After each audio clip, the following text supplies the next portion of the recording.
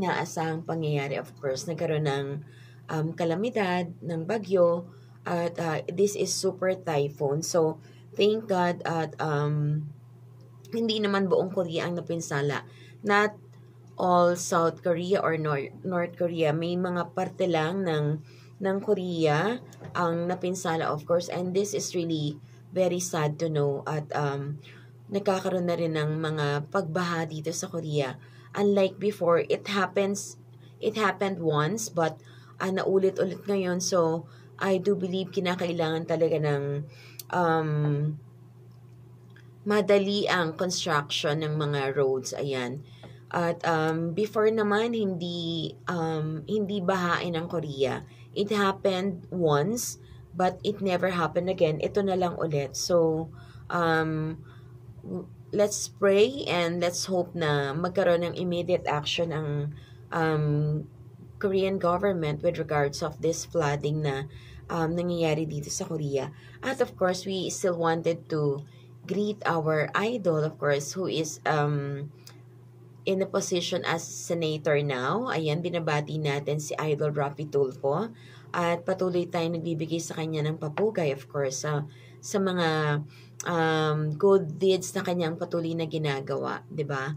At he can be considered as one of our great heroes na meron tayo sa Pilipinas. And speaking of heroes, of course, hindi natin syempre kaliligtaan ang mga bayaning manggagawa. Ayan.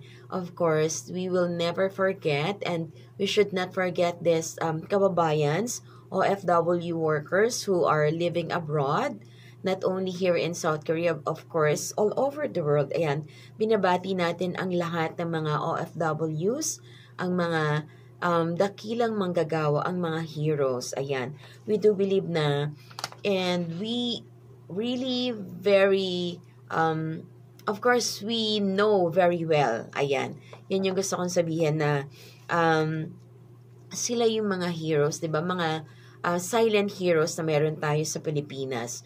Of course, not only in the Philippines. What I mean is, sila yung mga heroes ng ating bansang Pilipinas. So, wag po tayong makalimot, of course, as always. Palagi ko po itong sinasabi na wag nating kalimutan kamustahin ang ating mga kamag-anak, ang ating mga mahal sa buhay, ang ating mga relatives or kaibigan who's living abroad and working as an OFW, diba?